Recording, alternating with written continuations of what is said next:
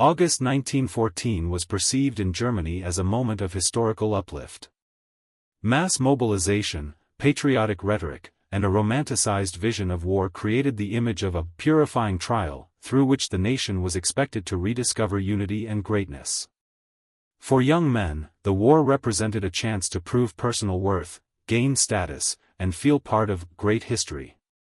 For Heinrich Himmler, this moment was especially significant. He understood the war not only as a political event, but as a moral and social test meant to separate the strong from the weak. Military service, in his imagination, was not merely an obligation but a path to personal self-affirmation. In the very first months of the war, he sought to join the army, seeing it as the only legitimate form of self-realization. However, it was precisely here that a key tension emerged that would shape his subsequent worldview. The war was close, but not for him. In 1915 to 1917, the war entered a prolonged phase. The front required massive resources and manpower, yet military bureaucracy remained strict in selecting personnel. Because of his health, Himmler never reached the front. Formally, this was not exceptional, but psychologically it became a personal defeat. It is important to emphasize that the absence of frontline experience did not mean the absence of the war's influence. On the contrary, distance produced an idealized image of the front that over time took on almost mythical qualities. For many who did not fight, the front became a symbol of true masculinity, while the rear became a space of doubt and inadequacy. Letters and notes from this period reveal envy toward those who fought. An attempt to compensate for a lack of heroism through discipline and ideological conviction. Increasingly harsh judgments about the weakness of civilian life. Thus, the war began to operate not as an experience of participation, but as an experience of exclusion. By 1917, a cult of the frontline soldier had formed in German society. Soldiers, even those wounded or demobilized, were regarded as bearers of moral authority. Their testimonies, memoirs, and symbols became the standard of true patriotism. Himmler, remaining outside this circle, felt an ever deeper gap between himself and the chosen. This gap had several consequences. Compensatory radicalism, a desire to demonstrate commitment to an idea in a more rigid form than those who possessed actual combat experience. Idealization of discipline, the conviction that order and control were more important than individual experience. Devaluation of empathy, a tendency to treat suffering as a necessary price for the greatness of the state. It is precisely here that an important psychological mechanism emerges: moral abstraction. War ceases to be a collection of individual human fates and becomes a concept that can be administered. November 1918 was a turning point for Germany. Capitulation, revolutionary upheavals, and the abdication of the monarchy were experienced as national humiliation.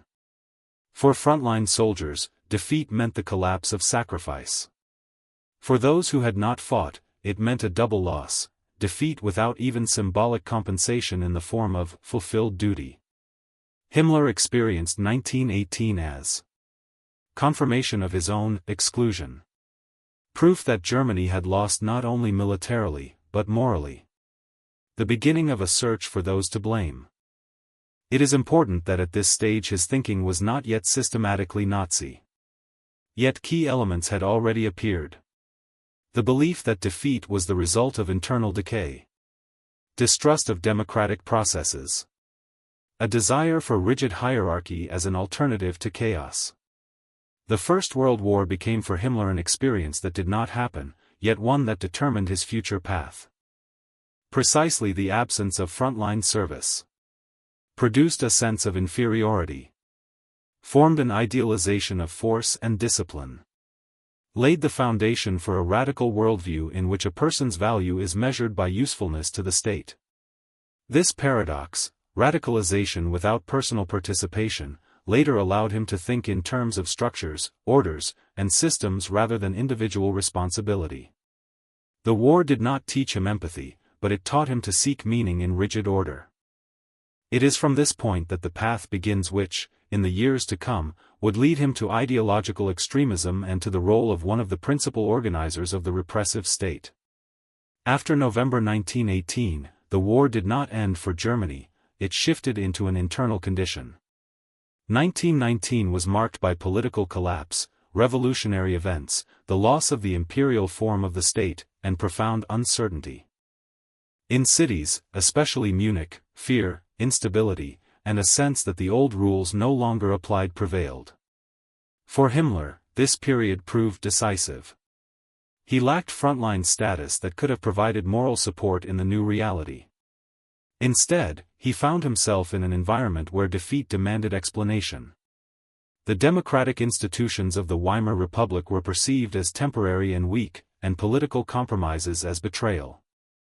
At this moment, a key psychological mechanism took shape, the need for a simple and all-encompassing interpretation of defeat.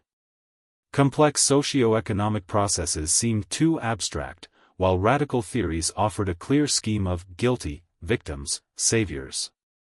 On June 28, 1919, the Treaty of Versailles was signed. Territorial losses, military restrictions, and reparations were interpreted in nationalist circles not as a diplomatic act but as moral humiliation. For many Germans, Versailles symbolized that Germany had been brought to its knees. Himmler perceived Versailles not simply as political injustice but as evidence for the thesis of internal decay. A dangerous logic emerged in his thinking. Defeat could not have been the result of military weakness. Therefore, it must have been the result of betrayal.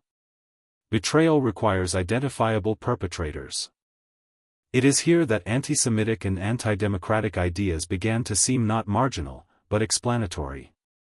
They answered not only the question, why did we lose, but also, what should be done next? In 1920 to 1922, Himmler studied agronomy. Importantly, this period was not apolitical.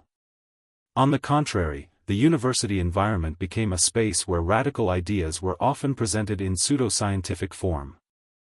He read works that interpreted history as a struggle of races, explained social conflicts in biological terms, rejected equality as a humanist illusion. These theories were attractive because they removed personal responsibility, everything was explained by laws of nature, justified harsh decisions as necessary, created a hierarchy in which everyone had a predetermined place. Himmler's radicalization at this stage was intellectual rather than emotional. He was not seeking chaos, he was seeking a system.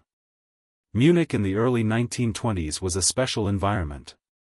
It combined nostalgia for the empire, fear of left-wing movements, a cult of force and order.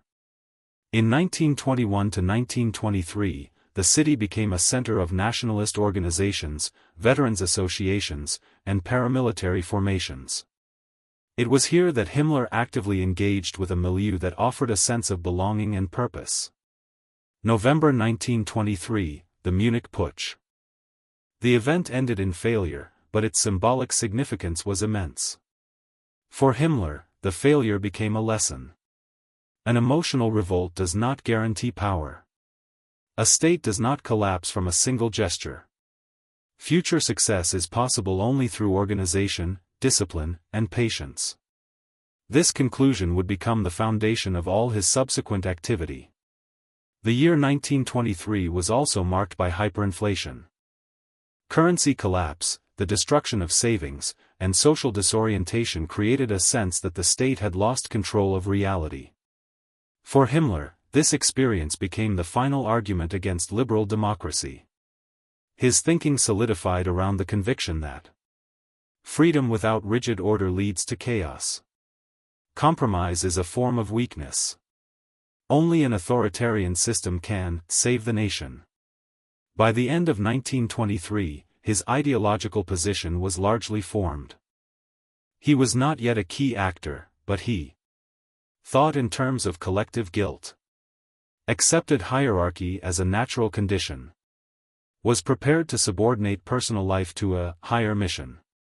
The period 1919 to 1923 transformed Himmler from a disoriented young man into a convinced radical.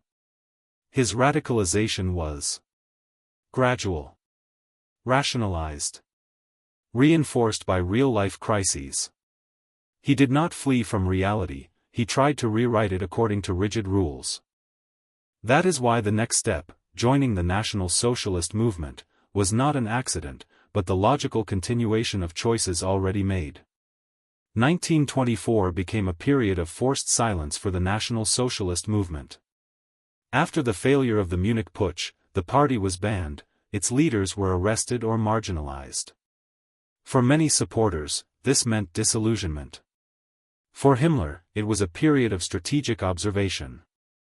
He reached an important conclusion: radical ideas can survive only when they are embedded in an organizational form.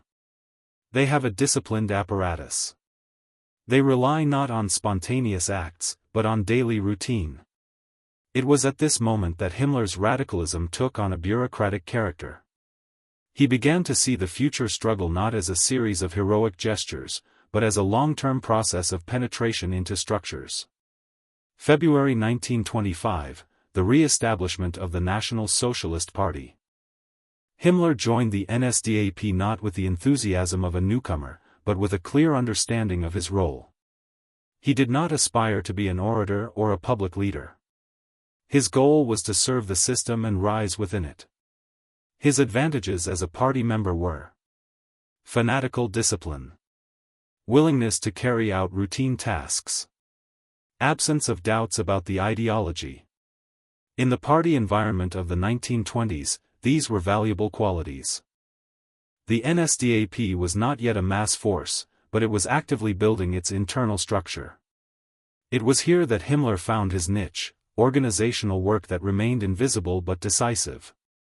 In 1925 to 1927, Himmler worked in various minor positions connected with organization, matters, and documentation. This period rarely attracts attention, but it is critical for understanding his later rise. It was then that his style took shape. Strict adherence to hierarchy. Replacing personal responsibility with obedience to orders. The belief that the correct structure is more important than specific individuals. He closely studied how party networks function, how loyalty is maintained, how ideology becomes a rule of behavior. Himmler did not merely accept radical ideology, he learned how to administer it. During the same period, Himmler became increasingly interested in the SS, a small guard formation that remained in the shadow of the mass and rougher SA. For many, the SS seemed secondary. For Himmler, it was the ideal project. The SS appealed to him for several reasons. Its small size allowed total control. It allowed ideological selection. It had the potential to become an order with its own rules. He saw in the SS not simply a guard, but a model of a future state elite in which discipline and obedience would replace democratic mechanisms. In 1927 to 1928, Himmler gradually gained a reputation as someone who could be trusted. He did not create conflicts or openly display ambition, but he always carried out assignments, did not question leadership decisions, demonstrated ideological purity. In a party culture where internal quarrels were constant, such behavior seemed valuable. He became a typical example of a cadre radical, a person who did not shine, but ensured stability. January 1929, Himmler was appointed Reichsführer SS. At the moment of his appointment, the SS numbered only a few hundred men and played no key role. But that was precisely what made it ideal material for experimentation. He immediately began to strengthen internal discipline, form ideological criteria for membership, separate the SS from mass party culture. Importantly, at this stage there was still no state power. Everything he did was training the future system in miniature. The SS became a space where the idea of absolute loyalty could be implemented without democratic constraints. The period 1924 to 1929 shows that Himmler's path to power was not rapid or accidental. He did not seize power, he prepared for it. Did not challenge the system, he built it. Did not act impulsively, he acted methodically. It was here that radicalism finally became a profession. Ideology became not only a conviction, but an instrument for governing people. This transition explains why, in the following years, he would be able to lead a repressive apparatus without inner doubts. For him, it would not be a crime, but the performance of a function. January 1929, Himmler's appointment as Reichsführer SS marked the beginning of a systematic transformation. At that time the SS remained small and dependent on the SA. This secondary status created room for experimentation. The structure could be rebuilt without intense scrutiny and without the need to report to a broad party audience. The first steps were administrative. Putting reporting and subordination in order. Clearly separating functions. Introducing regular checks of loyalty. Himmler thought in the long term, not rapid expansion, but quality and control. He aimed to create a core capable of acting as a single mechanism at the moment of political rupture. In 1930 to 1931, Himmler made a decisive bet on ideological selection. The SS began to position itself not as a mass organization, but as a closed circle. Membership was presented as a privilege and proof of higher quality. The main principles of this period were: stricter selection based on ideological loyalty, cultivation of the image of service to the idea, rejection of internal debate as a sign of weakness.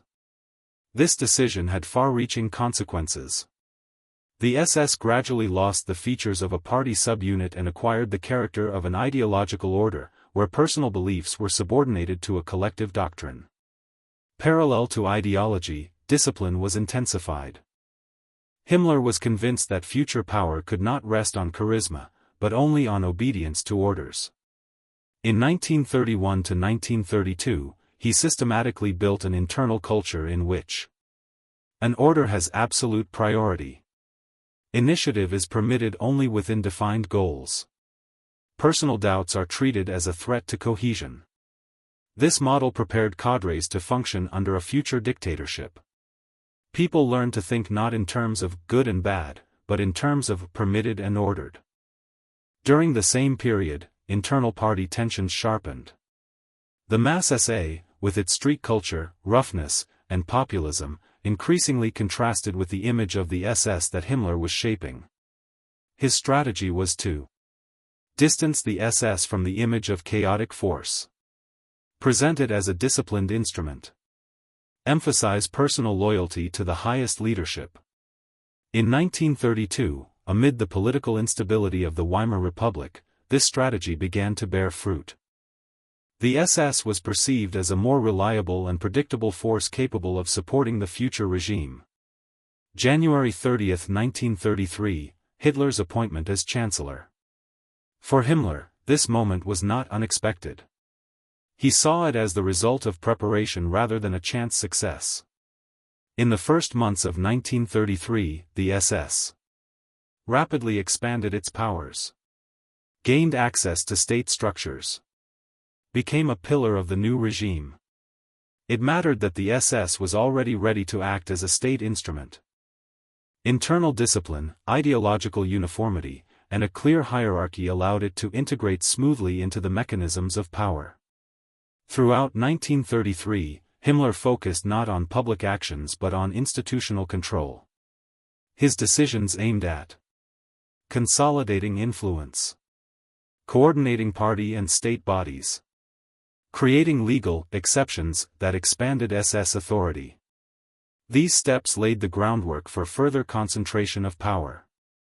The repressive apparatus was not yet fully formed, but its architecture had already been defined. The period 1929 to 1933 shows how a small unit could become a structure capable of forming the core of a dictatorship.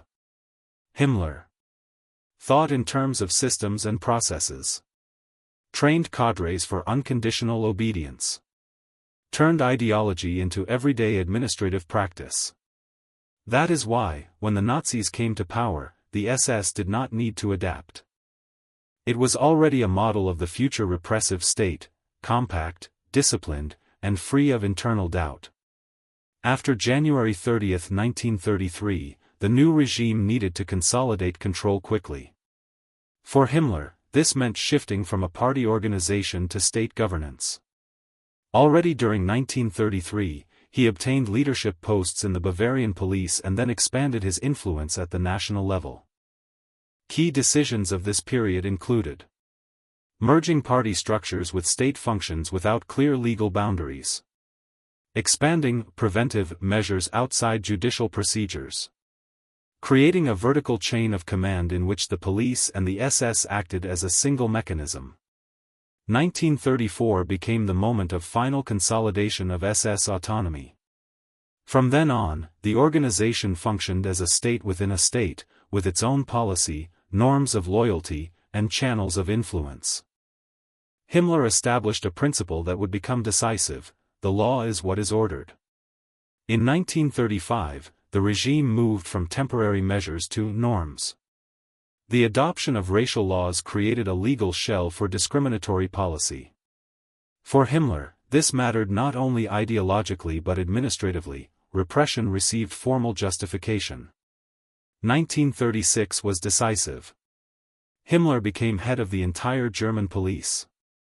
From then on, police organs were subordinated to the SS.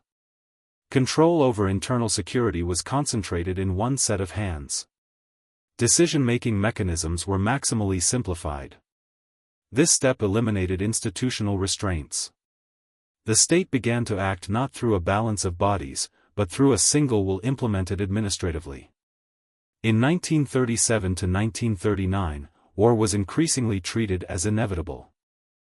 Himmler understood it not only as a military conflict, but as an opportunity for the full realization of ideology.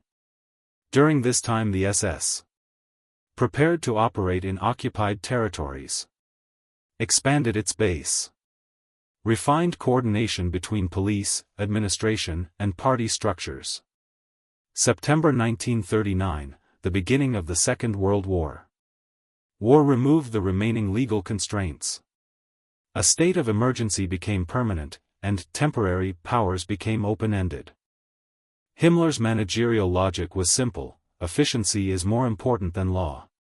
In 1939 to 1941, the SS became a key instrument of control in occupied territories. Decisions were made centrally but carried out in a decentralized way, which accelerated implementation of policy, blurred personal responsibility, created the illusion of technical necessity. For Himmler, this period confirmed the correctness of his model. He increasingly thought in terms of logistics, accounting, and coordination, where human lives were reduced to administrative figures. It is here that what historians call an administrative crime takes shape, a crime carried out not in passion, but through procedure. June 1941, the war in the East. It was perceived by the leadership as ideological, not merely military. SS powers grew further, and decisions were made under the logic of extraordinary expediency. January 20, 1942, the Wannsee Conference. Formally it coordinated agencies, in practice it marked the transition to a centralized policy of destroying European Jewry. Himmler did not preside, but his apparatus ensured implementation of decisions, coordinated deportations, controlled the infrastructure. His responsibility here is systemic. He was not the author of the idea, but the chief administrator of its execution. In 1943, Himmler reached the peak of his influence. He controlled the SS and the police, the system of forced labor, a significant share of internal security. However, battlefield defeats changed the balance. In 1944, he attempted to maneuver, preserving the apparatus and his own position. Attempts at informal contacts with the West appeared, a sign that ideological certainty was giving way to the instinct for self-preservation. April 1945, the leadership's trust was destroyed. Himmler was removed from his posts. May 23, 1945, he was captured and, on the same day, committed suicide, avoiding a trial. This ending is symbolic. A man who built a system without personal accountability tried to evade accountability in his own end as well. Heinrich Himmler was not an executor on the ground. His role was that of an architect and manager. He created structures, granted them powers, ensured coordination and continuity of policy.